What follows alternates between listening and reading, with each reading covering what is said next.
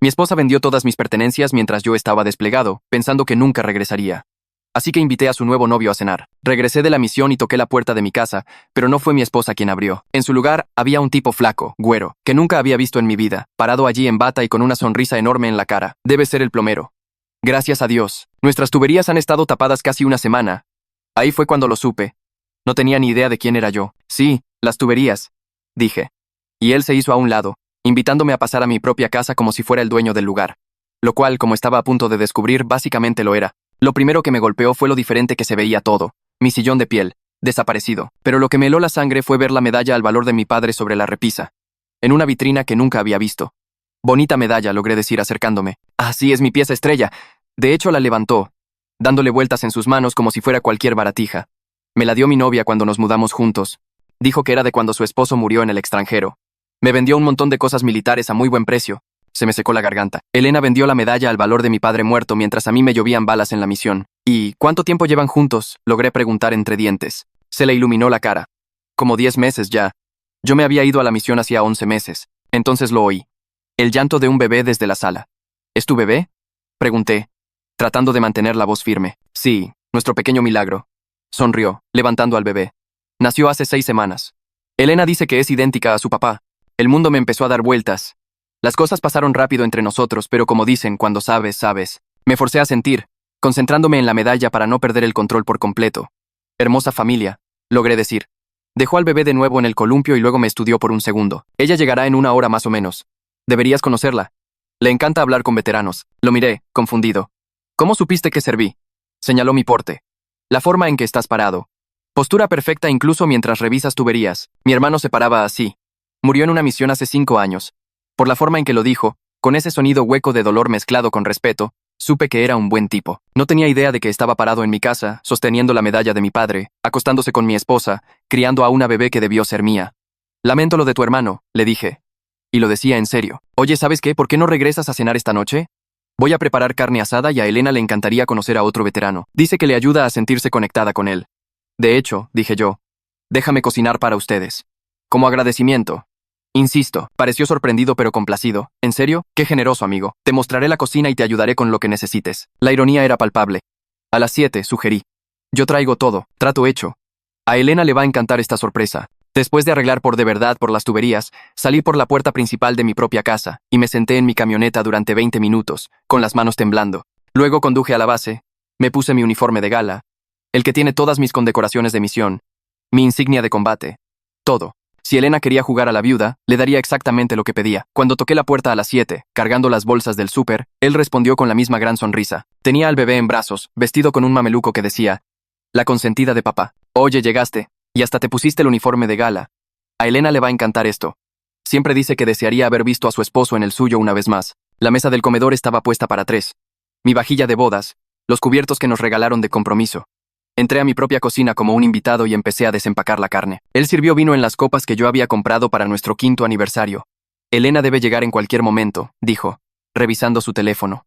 Está en su terapia de duelo. Todavía va 2 veces por semana. Es muy buena onda de tu parte, amigo, preparar la cena para unos extraños. No somos extraños, dije en voz baja. Ya no. Entonces oímos la llave en la cerradura. La puerta se abrió y oí su voz. Esa misma voz que me decía que me amaba antes de cada misión, que prometía esperarme, que juraba que yo era su todo. Mi amor, ¿de quién es esa camioneta que está? Entró al comedor y se detuvo a media frase.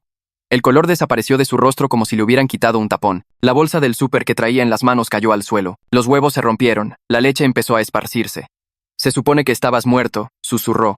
Su novio nos miraba, la confusión creciendo en su cara. Elena, ¿quién es él? Me levanté lentamente, enderezando mi uniforme. Soy su esposo. El que estaba muerto. Creo que tenemos que hablar. Los conduje a mi sala.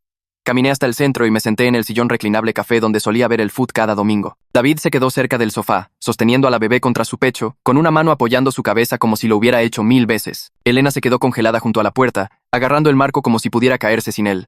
El silencio nos aplastaba, denso y pesado, hasta que no pude soportarlo más. Miré directamente a Elena e hice la pregunta que me quemaba las entrañas desde que entré por esa puerta. ¿Cuánto tiempo pensabas seguir con esto? Su boca se abrió y cerró varias veces antes de que saliera algún sonido. Cuando finalmente habló, su voz temblaba tanto que casi no la reconocí. Dijo que realmente pensó que no volvería, que los reportes de bajas de mi unidad la asustaron tanto que se convenció a sí misma de que yo ya no estaba. Vi cómo sus manos giraban el anillo de bodas en su dedo, el mismo anillo para el que había ahorrado 3 meses de mi sueldo. Apreté tanto la mandíbula que me dolió. Incluso ahora, atrapada en su mentira, intentaba hacer que esto se tratara de su miedo en lugar de lo que ella eligió hacer. Siguió hablando de lo asustada que estaba, de lo sola que se sentía, de cómo el dolor la estaba consumiendo. Yo solo la miraba, esperando que llegara a la parte en la que asumía la responsabilidad por vender mis cosas y meter a otro hombre en nuestra casa. Esa parte nunca llegó. David acomodó a la bebé en su otro brazo y habló por primera vez desde que nos sentamos. Su voz era tranquila pero firme cuando le preguntó a Elena por qué nunca mencionó que estaba casada. ¿Por qué todas las fotos de la casa solo la mostraban a ella? ¿Por qué le dijo que su esposo había muerto cuando yo solo estaba en una misión? La cara de Elena se puso roja y bajó la mirada al suelo. Admitió que guardó todo lo que tuviera mi cara en cajas y lo metió todo en la cochera. Luego me miró con algo que podría haber sido vergüenza y dijo que necesitaba empezar de cero mientras yo no estaba. Empezar de cero. Como si yo fuera una chamarra vieja que ya no quería. Me levanté tan rápido que el sillón se meció. Caminé directo a la repisa y tomé la medalla al valor de mi padre de la vitrina que David compró. No pedí permiso. Solo la tomé. El metal se sentía frío y pesado en mi mano, más pesado de lo que debería para algo tan pequeño. David me observó, pero no dijo nada. No intentó detenerme. Sus ojos mostraban que entendía lo que significaba esa medalla, y ese pequeño gesto de respeto de su parte evitó que estrellara mi puño contra la pared. Sostuve la medalla con fuerza y me volví para enfrentarlos a ambos. Les dije sin rodeos que no estaba aquí para arruinarle la vida a nadie, pero que tampoco iba a fingir que estaba muerto para que Elena pudiera seguir jugando a la casita. David asintió lentamente, con el rostro serio. Elena empezó a llorar. Las lágrimas corrían por sus mejillas mientras preguntaba qué esperaba que hiciera ahora. La pregunta hizo que algo se retorciera en mi pecho porque, incluso llorando, incluso atrapada, todavía no había dicho que lo sentía. Ni una sola vez. Ni por vender la medalla de mi padre, ni por mentir sobre mi muerte, ni por nada de eso. David miró a la bebé en sus brazos y luego se la pasó gentilmente a Elena. Preguntó si podíamos hablar de hombre a hombre por un minuto. Asentí y lo seguí por la cocina hasta el patio trasero. Mi patio trasero, el que yo mismo le construí el barandal hace 2 veranos. Nos quedamos allí, bajo el aire frío de noviembre, y David me dijo directamente que él no tenía idea.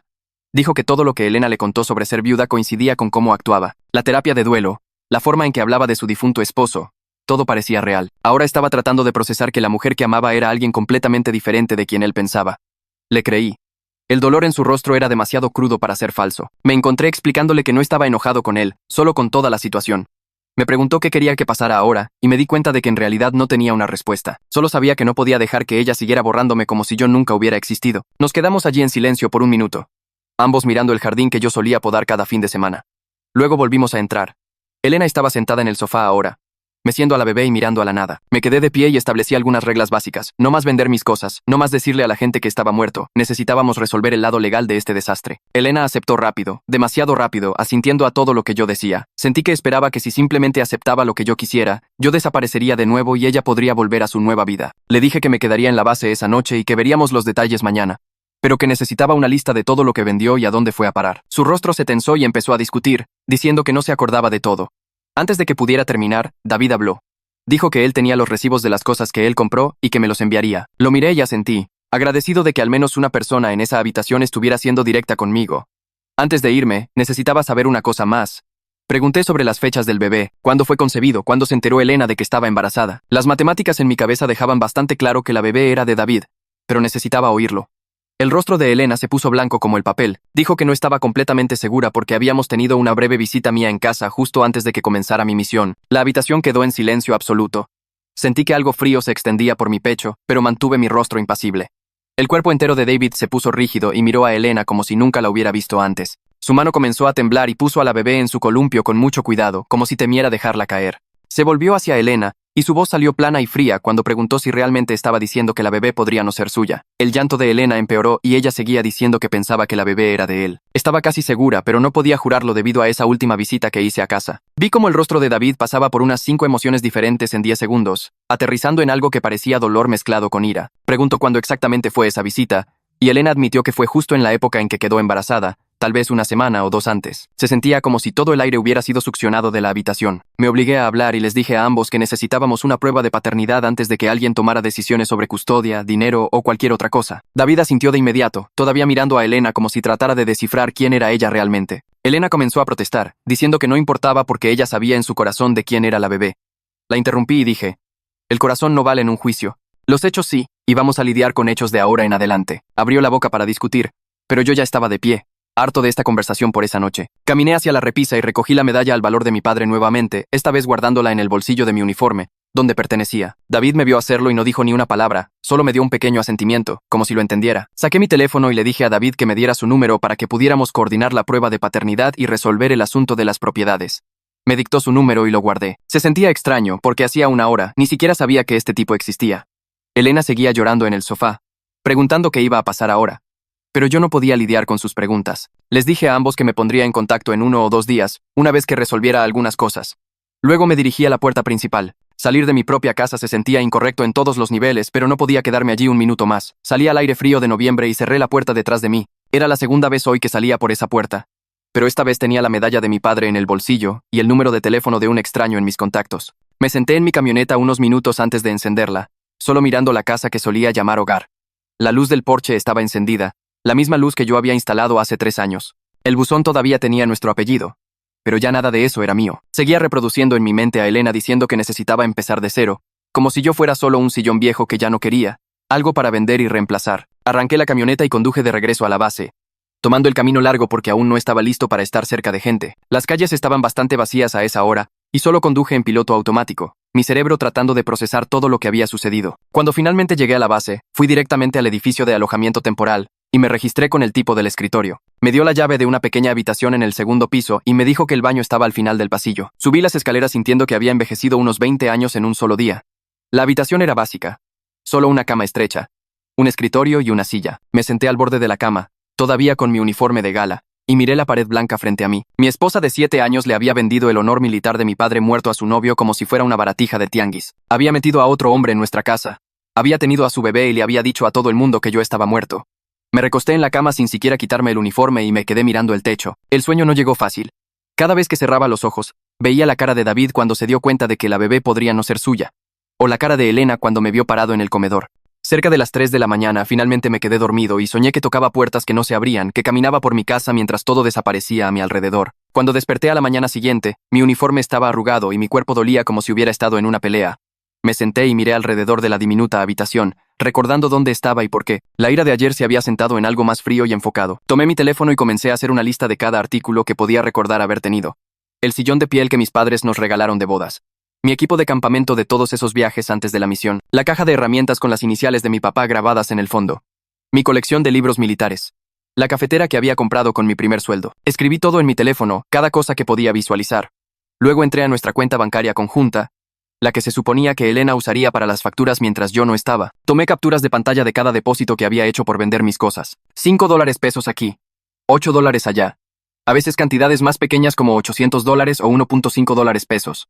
Sumaba miles de pesos, todo por vender cosas que eran mías. También anoté la línea de tiempo, empezando desde que me fui a la misión hace 11 meses. Luego, cuando empezó a ver a David hace 10 meses, solo un mes después de que me fui. Cuando quedó embarazada hace unos 8 meses. Cuando nació la bebé hace 6 semanas. Mi entrenamiento militar me enseñó que la emoción sin evidencia es solo ruido. Así que estaba construyendo un caso, aunque aún no sabía exactamente para qué lo estaba construyendo. Para cuando terminé de documentar todo, eran casi las 10 de la mañana. Busqué el número de la oficina de justicia militar de la base y llamé. Contestó un asistente y preguntó cómo podía ayudar. Le dije que necesitaba hablar con un abogado militar sobre un divorcio. Escuchar esa palabra en voz alta hizo que algo en mi pecho se apretara, pero seguí adelante y dije que sí, que era sobre un divorcio. Me agendó una cita para las 2 de la tarde de ese día y me dijo que llevara cualquier documentación que tuviera. Le di las gracias y colgué. Luego me quedé allí sentado sosteniendo mi teléfono, tratando de aceptar que mi matrimonio realmente había terminado. Mientras tanto, al otro lado de la ciudad, David estaba sentado en la casa con su hija en brazos. Elena finalmente había ido a la cochera y había sacado las cajas con mis cosas que había escondido, las que tenían todas nuestras fotos de boda y fotos de tiempos mejores. David las extendió sobre la mesa de centro, mi mesa de centro, y miró foto tras foto de Elena y yo. El día de nuestra boda, ambos sonriendo enormemente. En la playa durante nuestra luna de miel.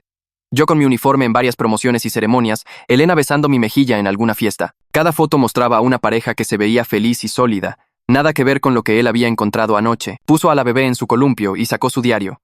El de cuero que había estado llevando desde que su hermano murió en la misión hace 5 años. Abrió en una página en blanco y comenzó a escribir sobre cómo el dolor lo había vuelto débil, cómo había estado tan desesperado por honrar la memoria de su hermano que se había enamorado de alguien que usaba ese dolor como un arma. Escribió sobre cómo conoció a Elena en el grupo de apoyo para el duelo, cómo su historia de perder a su esposo en el extranjero le había parecido el destino, como si tal vez él pudiera ayudar a esta viuda de la misma forma en que deseaba que alguien hubiera ayudado a su familia. Ahora estaba mirando fotos de boda del esposo que en realidad no estaba muerto, sosteniendo a una bebé que podría no ser suya, viviendo en una casa que nunca le perteneció. Después de que terminó de escribir, David hizo café y esperó a que Elena despertara. Ella se había quedado dormida llorando en el sofá alrededor de la medianoche, y él le había echado una cobija antes de irse a dormir al cuarto de huéspedes. Cuando ella finalmente entró a la cocina alrededor de las 11, tenía los ojos rojos e hinchados. Él le sirvió una taza de café y se sentaron en la mesa de la cocina, la misma mesa donde él había desayunado ayer por la mañana pensando que todo estaba bien. Le pidió directamente que le explicara cómo pudo construir toda una relación sobre la mentira de ser viuda. Su voz era tranquila,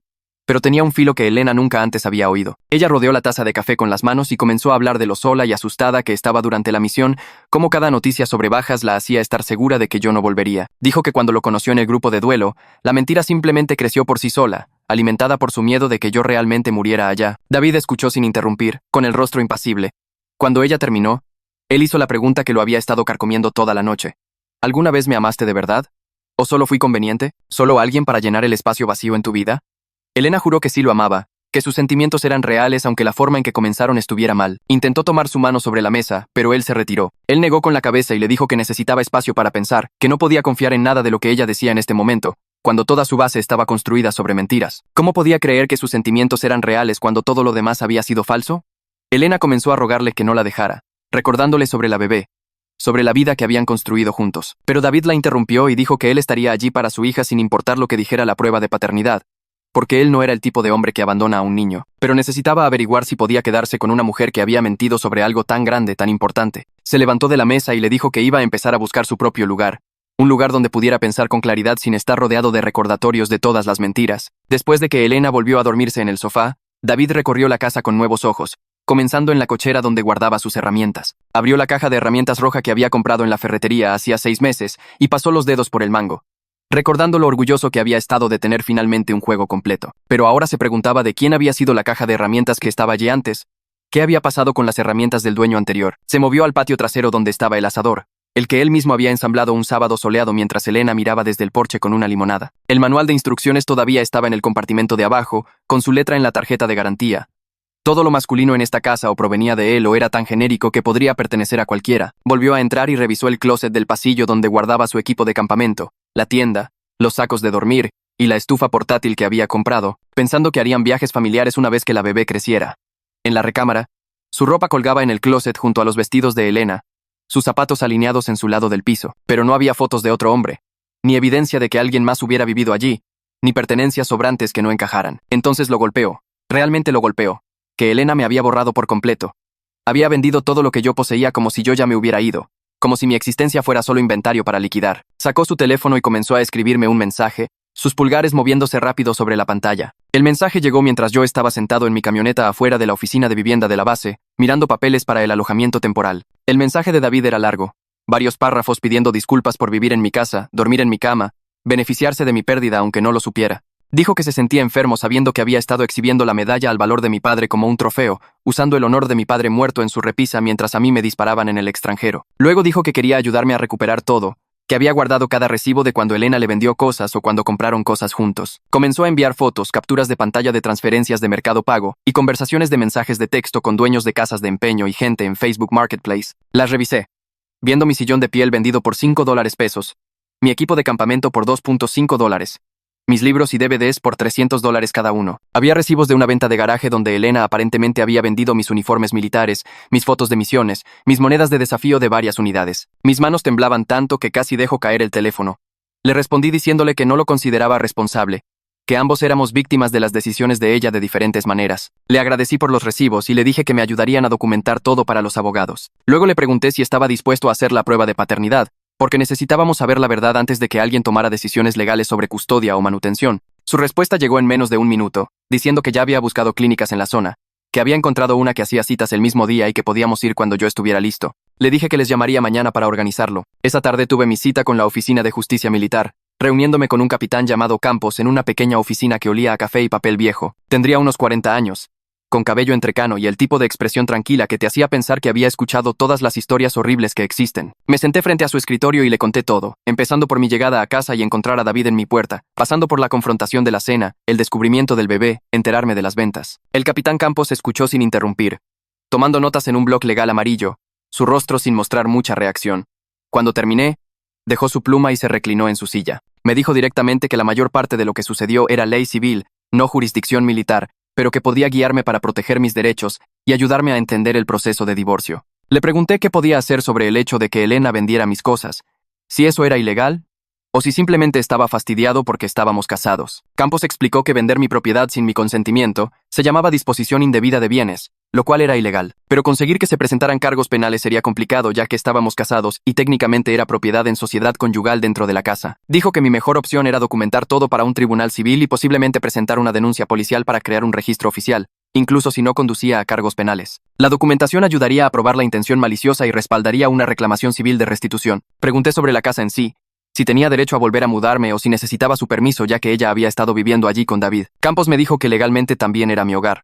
Mi nombre estaba en la escritura y en la hipoteca, pero forzar mi regreso podría complicar las cosas y hacerme ver agresivo en el proceso de divorcio. Dijo que era más inteligente quedarse en el alojamiento de la base y manejar todo a través de los canales legales adecuados, dejar que los tribunales decidieran cómo dividir la propiedad en lugar de crear una confrontación que pudiera dañar mi caso.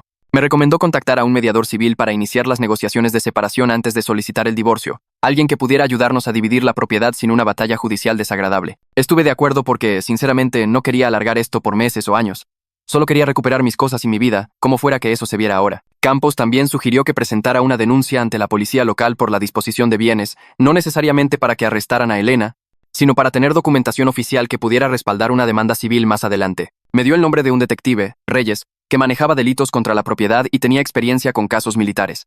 Programé una cita para el día siguiente. Antes de irme de la oficina de justicia militar, Campos me preguntó cómo estaba emocionalmente, si tenía sistemas de apoyo. Le di la respuesta estándar que da todo soldado. Que estaba bien, que había lidiado con cosas peores en el extranjero, que podía manejar esto. No me creyó.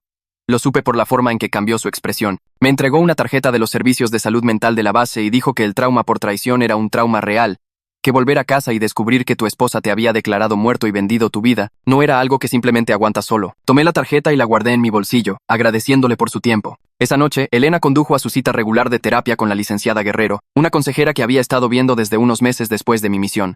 Se sentó en la sala de espera familiar, con su iluminación suave y pinturas de naturaleza, meciendo a la bebé en su rodilla, temiendo tener que explicar lo que había sucedido. Cuando la licenciada Guerrero la llamó, Elena se acomodó en la silla habitual e intentó sonreír, pero su rostro se descompuso de inmediato. La licenciada preguntó cómo había estado la semana, su pregunta de apertura estándar, y Elena se derrumbó por completo. Las lágrimas corrían por su rostro mientras admitía que su esposo había regresado de entre los muertos, y que todo se estaba desmoronando. La licenciada Guerrero se reclinó en su silla, y su rostro se quedó completamente quieto, el tipo de calma que precede a alguien diciendo algo que no quieres oír. Le pidió a Elena que aclarara algo, hablando lentamente como si quisiera asegurarse absolutamente de que había entendido correctamente. ¿Le dijiste a la gente que tu esposo murió cuando en realidad estaba desplegado y vivo? Elena asintió, y las lágrimas cayeron con más fuerza. Las palabras salieron a borbotones sobre cómo estaba tan segura de que él no regresaría, cómo los informes de bajas de su unidad la aterrorizaban, cómo se convenció a sí misma de que él ya se había ido. La licenciada Guerrero levantó una mano para detenerla y dijo que el miedo no justifica mentirle a un grupo de terapia de duelo sobre ser viuda, que el grupo era para personas que lidiaban con una pérdida real y que Elena había ocupado el espacio de alguien que genuinamente lo necesitaba. Elena trató de defenderse, diciendo que se sentía como una viuda por lo sola que estaba durante la misión, cómo cada día se sentía como estar de luto por alguien que podría no volver jamás. La licenciada Guerrero se inclinó hacia adelante y su voz se volvió más firme, no enojada,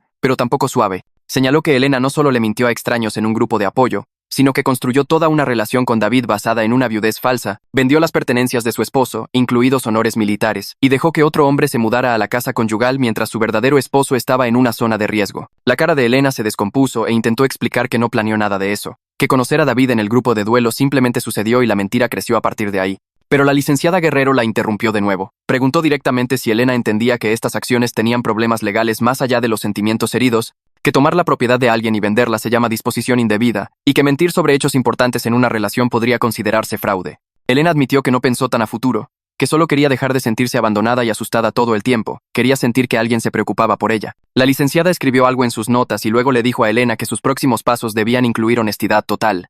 Decirle al grupo de duelo la verdad sobre que su esposo estaba vivo, trabajar con él para devolverle sus propiedades y ser completamente honesta con David sobre todo, incluida la incertidumbre sobre el padre del bebé. Todo el cuerpo de Elena se tensó y dijo que no podía hacer eso, que la avergonzaría frente a todos. La haría parecer una persona terrible. La licenciada respondió que la vergüenza es el resultado de sus elecciones, no una razón para seguir mintiendo, y que cuanto más esperara para confesar, peor se pondría. Elena tomó un pañuelo y lo retorció en sus manos, preguntando qué pensaría la gente de ella.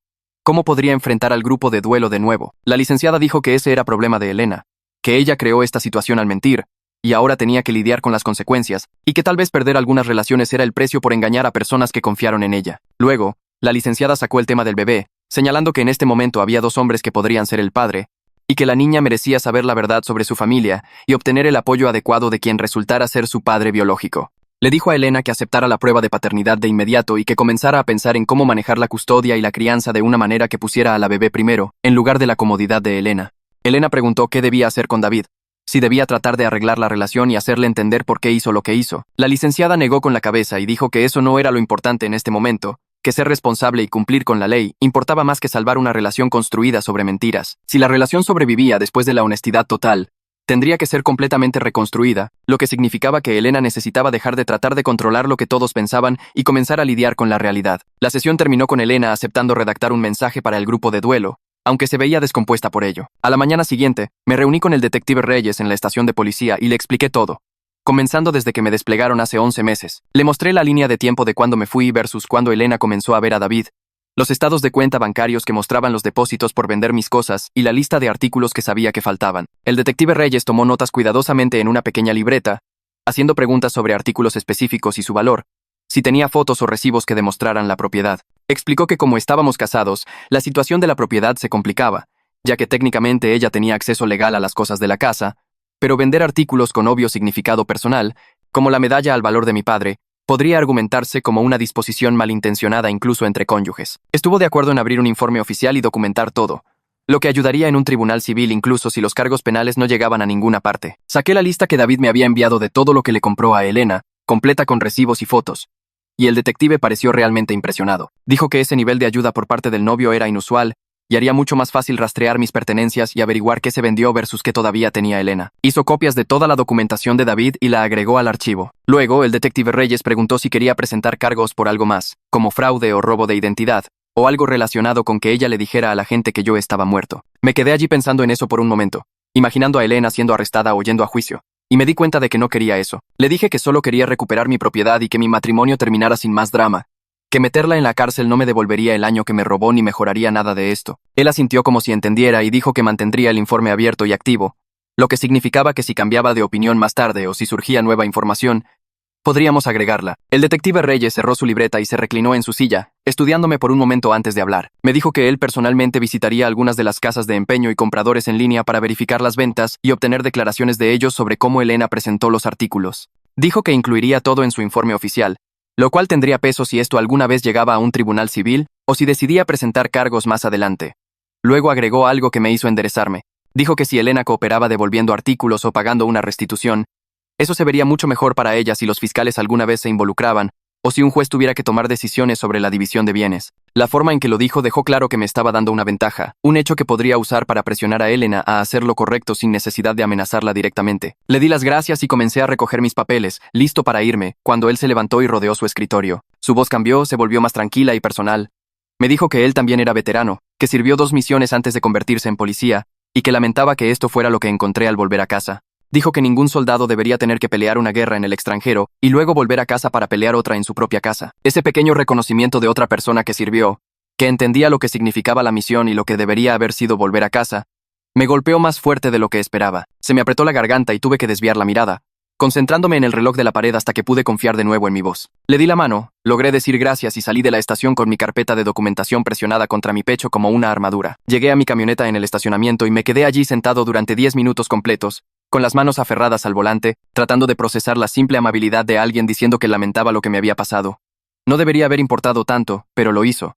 Saqué mi teléfono y miré las direcciones que David me había enviado, una lista de casas de empeño y tiendas de segunda mano donde Elena había vendido mis cosas durante los últimos meses. La tarde se extendía frente a mí sin nada programado, así que decidí comenzar a rastrear lo que pudiera encontrar. La primera tienda estaba en el lado este de la ciudad, metida entre una lavandería y un lugar de préstamos, con rejas en las ventanas y un letrero de neón parpadeante que decía "compramos oro". Entré y el olor me golpeó de inmediato.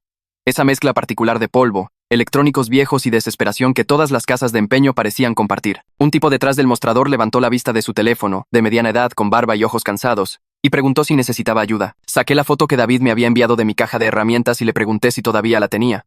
El tipo entrecerró los ojos mirando la pantalla, Luego me dijo que esperara un minuto mientras revisaba la trastienda. Desapareció por una puerta detrás del mostrador y me quedé allí mirando las vitrinas llenas de joyas, relojes y teléfonos, preguntándome cuántas vidas de otras personas estaban en esas exhibiciones. Cuando regresó, traía mi caja de herramientas, la de metal rojo con rayones y abolladuras de años de uso. La alcancé automáticamente, pero él la retiró, no de mala manera, sino con cautela, y preguntó cómo sabía que era mía. Le di la vuelta y señalé el fondo donde las iniciales de mi padre estaban grabadas en el metal, 3 letras que él había tallado allí cuando se enlistó por primera vez, antes incluso de que yo naciera. El dueño de la tienda miró las iniciales, luego mi cara, y luego de nuevo la caja de herramientas.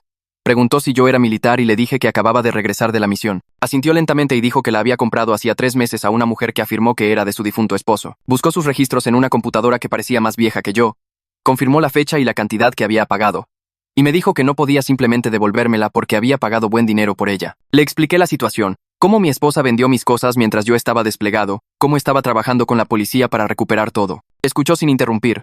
Luego dijo que me guardaría la caja de herramientas mientras yo resolvía el proceso legal para recuperarla. Anotó mi información de contacto y dijo que si podía obtener una orden judicial o autorización policial, me la entregaría sin hacerme comprarla de nuevo. Eso era más de lo que esperaba, y le di las gracias antes de dirigirme a la siguiente dirección. La segunda tienda estaba al otro lado de la ciudad, más grande y limpia, más como una tienda de consignación que una casa de empeño. Encontré allí parte de mi equipo de campamento, mi saco de dormir, mi tienda de campaña y mi estufa portátil, todo etiquetado y con un precio más alto de lo que valían. También encontré algunos de mis libros en un estante al fondo, de historia militar y guías de supervivencia que había coleccionado a lo largo de los años. La dueña era una mujer esta vez, probablemente de unos 50 años, y se mostró comprensiva cuando le expliqué lo que sucedió. Sacó sus registros de transacciones y me mostró que Elena había vendido los artículos hacía 4 meses, justo después de que yo llevara unos 7 meses desplegado. Me dio copias de todo, incluidas las fotos que había tomado de los artículos cuando los aceptó, y las agregué a la creciente carpeta de documentación que estaba construyendo.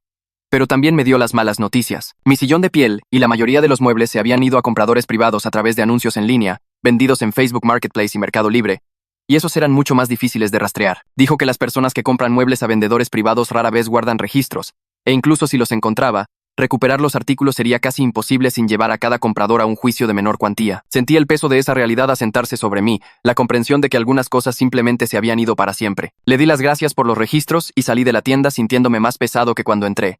Mi teléfono vibró mientras regresaba a mi camioneta. Un mensaje de texto de David, lo suficientemente largo como para tener que desplazarme para leerlo todo. Me dijo que había programado una cita para la prueba de paternidad para la semana siguiente en una clínica del centro, y que ya le había informado a Elena que necesitaba llevar a la bebé. Dijo que la clínica tomaría muestras de saliva de los 3 y que los resultados tardarían unos 10 días. Luego agregó algo que me hizo detenerme. Escribió que había estado durmiendo en el sofá desde que se supo la verdad, que ya no podía compartir la cama con Elena sabiendo que ella había mentido sobre todo. Dijo que había comenzado a buscar departamentos porque, independientemente de lo que mostrara la prueba de paternidad, no podía quedarse en esa casa. Necesitaba espacio para pensar y para averiguar qué tipo de relación, si es que alguna, podría tener con Elena en el futuro. Dijo que la bebé merecía estabilidad y que él estaría allí para ella sin importar qué, pero que también tenía que cuidarse a sí mismo. Leyendo sus palabras sentí un extraño parentesco con este hombre que apenas conocía.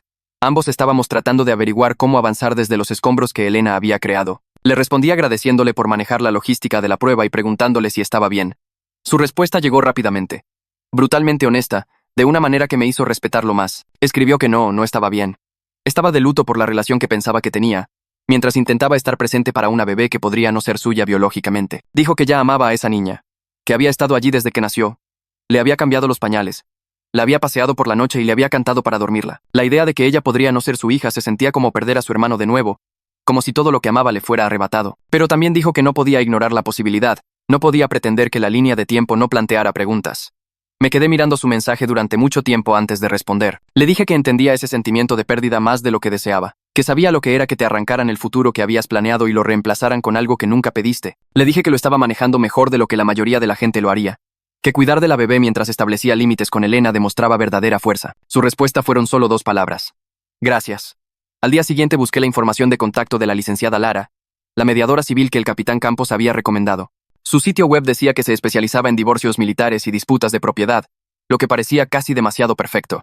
Llamé a su oficina y me contestó ella directamente, en lugar de una recepcionista. Su voz era tranquila y profesional, pero no fría, y escuchó toda mi historia sin interrumpir. Cuando terminé, dijo que podía tomar nuestro caso y explicó su proceso. Comenzaría enviándonos formularios de admisión tanto a mí como a Elena, pidiéndonos que enumeráramos todos los activos, deudas y resultados deseados. Luego revisaría todo y propondría una estructura de mediación que nos ayudaría a dividir la propiedad y finalizar el divorcio sin ir a juicio, si era posible. Enfatizó que la mediación solo funcionaba si ambas partes se comprometían a la honestidad y la negociación de buena fe, y que si alguno de nosotros no podía hacer eso, terminaríamos frente a un juez de todos modos. Le dije que estaba comprometido a ser honesto, y solo quería que esto se resolviera de manera justa. Dijo que enviaría los formularios esa tarde y me pidió la dirección de correo electrónico de Elena. Se la di y programamos una llamada preliminar para la semana siguiente. Los formularios de admisión llegaron a mi correo electrónico una hora después, un PDF con páginas de preguntas sobre activos, ingresos, deudas y lo que quería del divorcio. Me senté en el escritorio de mi alojamiento temporal de la base y los llené con cuidado, tomándome mi tiempo con cada pregunta. En activos, enumeré la casa con su valor aproximado y el saldo restante de la hipoteca, ambos autos, las cuentas bancarias conjuntas y mis pertenencias personales que Elena había vendido. En deudas, enumeré la hipoteca, el préstamo de mi camioneta y un pequeño saldo de tarjeta de crédito. En resultados deseados, escribí que quería que la casa se vendiera y que las ganancias se dividieran según las leyes estatales. Quería que me devolvieran mis pertenencias personales o me compensaran por su valor de reemplazo razonable. Quería un divorcio limpio sin contacto continuo más allá de lo legalmente necesario. Luego llegué a la sección que preguntaba sobre resultados deseados más allá de la propiedad y las finanzas. Y dejé de escribir. Me quedé allí sentado varios minutos, mirando el espacio en blanco, tratando de averiguar cómo poner en palabras lo que realmente quería. Finalmente, escribí que solo quería seguir adelante con mi vida y recuperar lo que pudiera de mi identidad. Que quería dejar de sentirme como si me hubieran borrado de mi propia existencia. Guardé el documento y se lo envié de vuelta a la licenciada Lara. Luego me pregunté de inmediato si había escrito demasiado o si sonaba demasiado emocional. 2 días después, la licenciada Lara llamó para decirme que había recibido los formularios de admisión de Elena y quería discutirlos conmigo antes de nuestra primera sesión de mediación. Dijo que las respuestas de Elena eran defensivas y vagas, lo cual era típico de alguien en su posición, pero que haría la mediación más desafiante. Elena había afirmado que la mayoría de las ventas fueron necesarias para pagar las cuentas, que pensaba que los artículos eran suyos para administrar como la persona que vivía en la casa, y que quería quedarse con la casa porque era el hogar de su hija. La licenciada Lara me leyó algunas de las palabras exactas de Elena sobre cómo había sido abandonada y asustada e hizo lo que tenía que hacer para sobrevivir. Escuché sin comentar, dejando que la licenciada terminara antes de responder. Le dije que la versión de Elena no coincidía con los registros bancarios, que mostraban que el dinero de las ventas iba a cuentas a las que yo no podía acceder mientras estaba desplegado, y que no explicaba por qué vendió artículos con obvio valor sentimental como la medalla al valor de mi padre. La licenciada Lara estuvo de acuerdo y dijo que su trabajo era ayudarnos a encontrar un punto medio entre nuestras posiciones, pero que eso requería que ambas partes reconocieran la realidad en lugar de defender posiciones indefendibles. Dijo que el deseo de Elena de quedarse con la casa no era realista dado que no podía pagar la hipoteca sola, y que mi deseo de no tener ningún contacto podría necesitar cierta flexibilidad dependiendo de cómo se desarrollara la división de bienes. La licenciada Lara propuso un proceso de mediación estructurado que se llevaría a cabo en 3 sesiones. La primera sesión se centraría solo en los arreglos de vivienda inmediatos y el acceso a la propiedad, averiguar quién vivía dónde y quién podía acceder a qué mientras resolvíamos todo lo demás.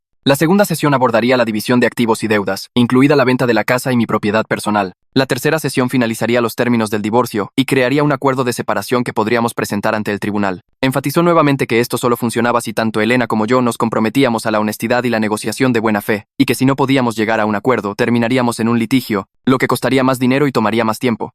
Le dije que estaba dispuesto a intentar la mediación y que me presentaría de buena fe. Dijo que nos enviaría a ambos un acuerdo de mediación formal para firmar y que programaría nuestra primera sesión para después de que llegaran los resultados de la prueba de paternidad, ya que eso afectaría algunas de las decisiones que necesitábamos tomar. Estuve de acuerdo y colgué, sintiendo que acababa de inscribirme en algo que iba a ser más difícil que cualquier misión que hubiera realizado en el extranjero.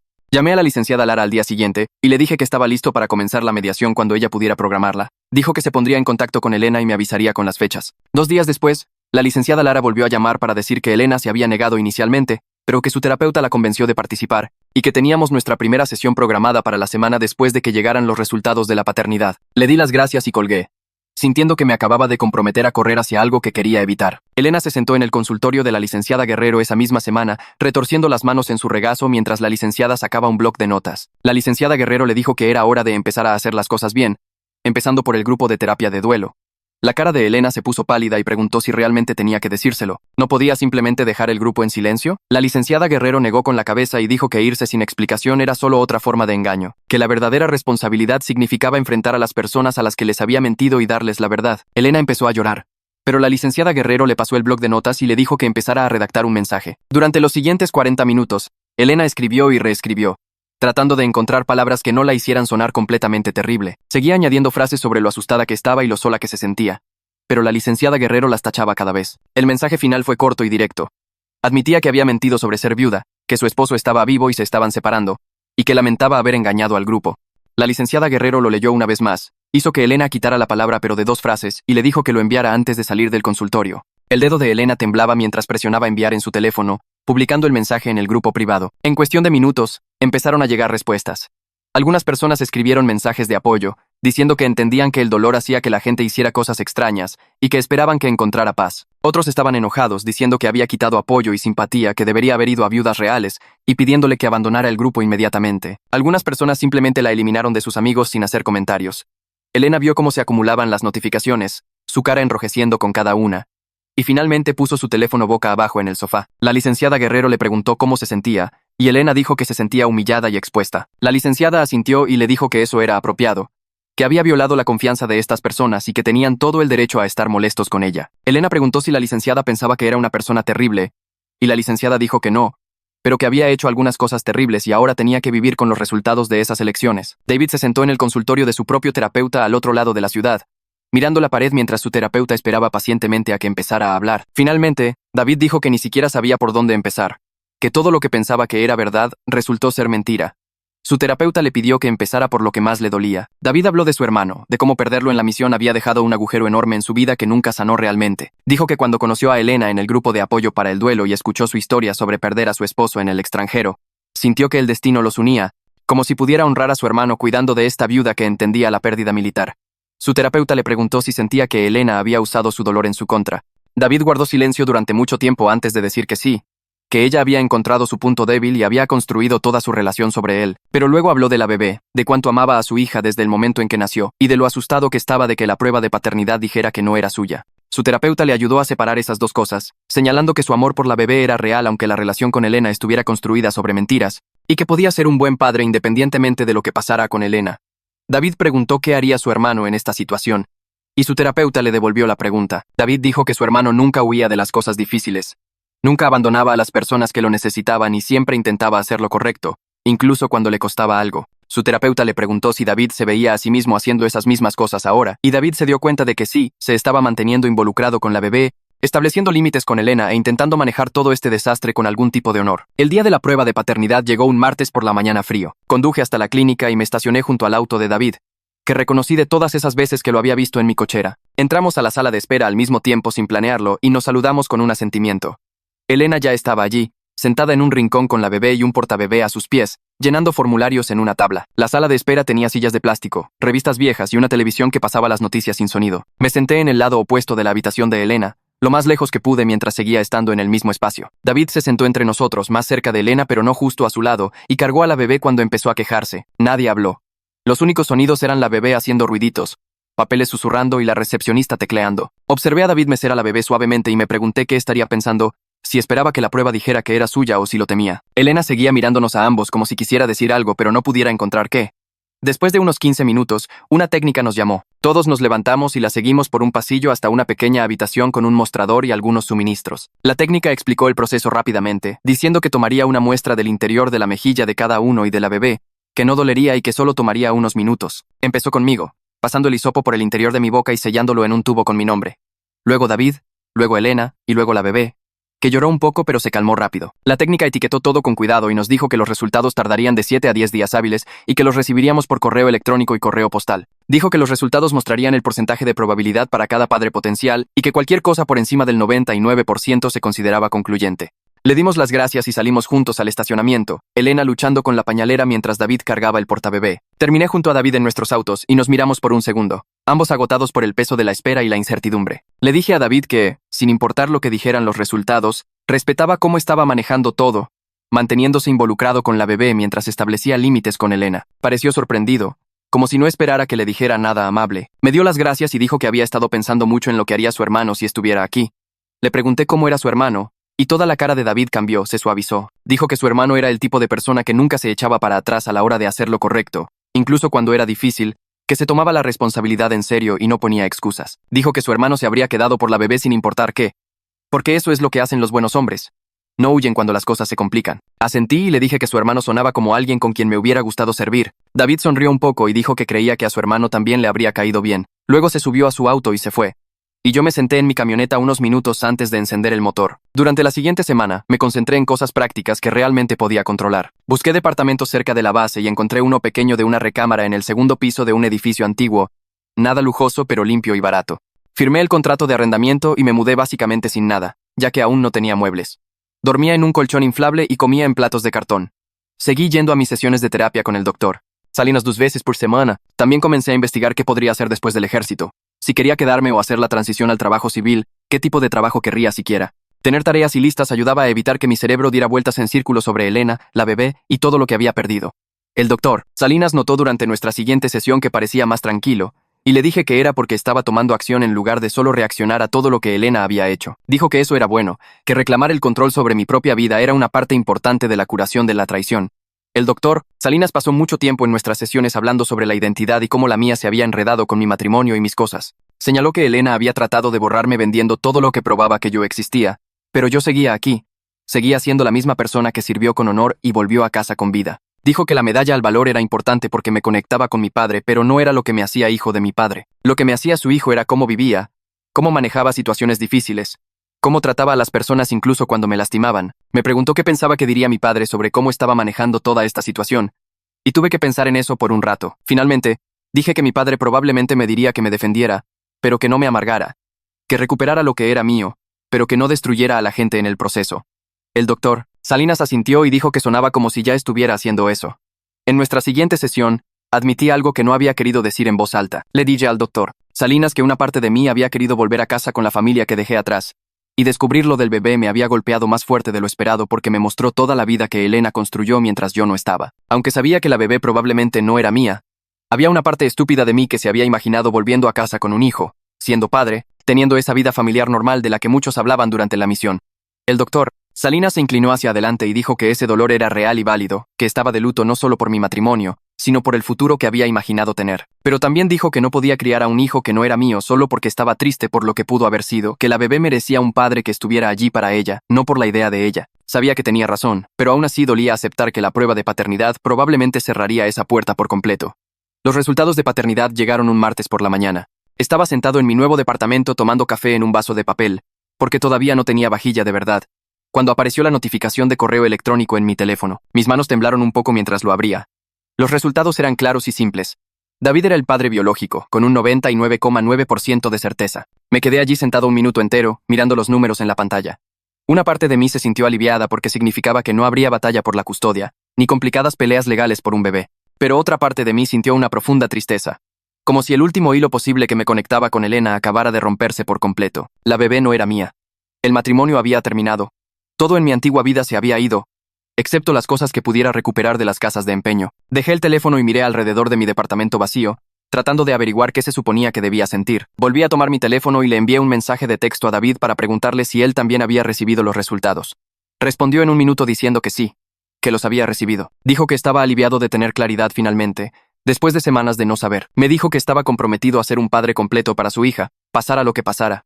Luego agregó que se mudaba oficialmente de la casa ese fin de semana. Había encontrado un departamento de 2 recámaras al otro lado de la ciudad para que la bebé pudiera tener su propio cuarto cuando se quedara con él. Le respondí que me alegraba que estuviera dando la cara por ella, que ella merecía un padre que estuviera totalmente comprometido. Me envió un pulgar hacia arriba y dijo que estaríamos en contacto para lo de la mediación. Después de eso, me quedé sentado un rato, pensando en lo extraño que era que David y yo estuviéramos en el mismo equipo ahora, ambos tratando de desenredarnos del desastre de Elena. Tomé mi teléfono una vez más y llamé a Elena. Contestó al tercer timbrazo, su voz tranquila y cautelosa. Le dije que había recibido los resultados de paternidad y que sabía que ella también. Hubo silencio de su lado por unos segundos. Dije que ahora que la paternidad estaba resuelta, estaba listo para seguir adelante con la mediación y finalizar todo. Más silencio. Entonces dijo algo que me sorprendió. Dijo que lamentaba todo. Dijo que sabía que había arruinado nuestro matrimonio y nos había lastimado tanto a mí como a David. Su voz se quebró un poco cuando lo dijo. Fue la primera disculpa real que había escuchado de ella desde que comenzó todo esto. No una excusa o una justificación, solo una disculpa real. No supe qué decir por un segundo. No arreglaba nada. No deshacía la venta de la medalla, ni las mentiras, ni la traición. Pero era algo. Le dije que apreciaba que lo dijera y que hablaríamos más en la mediación. Luego colgué antes de que la conversación pudiera ir a otro lado. 3 días después tuvo lugar nuestra primera sesión de mediación. La licenciada Lara nos había enviado correos electrónicos a ambos con la dirección de su oficina en el centro. Un edificio sencillo con alfombra gris y salas de conferencias que olían a café y botes de reciclaje. Llegué temprano y me senté en la sala de espera, viendo a otras personas ir y venir de sus propias mediaciones y reuniones legales.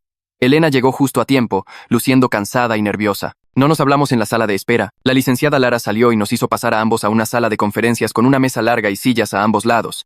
Ella se sentó a la cabecera de la mesa, conmigo a un lado y Elena al otro. La licenciada comenzó estableciendo las reglas básicas con una voz tranquila y sensata. No interrumpirse mutuamente.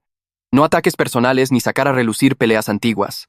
Centrarse en soluciones prácticas, no en emociones. Dijo que estábamos allí para dividir bienes y planificar la separación, no para volver a litigar el pasado. Tanto Elena como yo asentimos. La licenciada Lara abrió una carpeta con nuestros formularios de admisión y dijo que empezaríamos con los arreglos de vivienda, ya que eso afectaba todo lo demás. Expliqué que ya me había mudado a mi propio departamento cerca de la base y que no estaba interesado en volver a la casa. Dije que sentía que la casa pertenecía a la vida de otra persona ahora, no a la mía. El rostro de Elena se tensó, pero no interrumpió. Admitió en voz baja que no podía pagar la hipoteca sola ahora que David se mudaba. David había estado ayudando con las cuentas y ahora eso se terminaba. La licenciada hizo algunas preguntas sobre el monto de la hipoteca y nuestros ingresos, tomando notas en un bloc legal. Luego sugirió que pusiéramos la casa en venta y dividiéramos el dinero de acuerdo con las leyes estatales de sociedad conyugal, lo que significaba 50 hasta 50, ya que estábamos casados cuando la compramos. Elena se opuso de inmediato. Dijo que la casa era el hogar de su hija, el único lugar estable que la bebé conocía. La licenciada Lara mantuvo la calma y señaló que Elena obtendría su parte de las ganancias de la venta, lo que podría financiar un nuevo lugar que realmente pudiera pagar por sí misma. Elena y la licenciada discutieron durante unos minutos sobre los plazos y si Elena podría refinanciar para comprar mi parte. La licenciada sacó algunos números en su computadora portátil y demostró que refinanciar no era realista con los ingresos de Elena. Finalmente, los hombros de Elena se hundieron y aceptó poner la casa en venta. La licenciada Lara redactó un rápido acuerdo preliminar allí mismo, diciendo que la pondríamos en venta dentro de 30 días y dividiríamos las ganancias en partes iguales.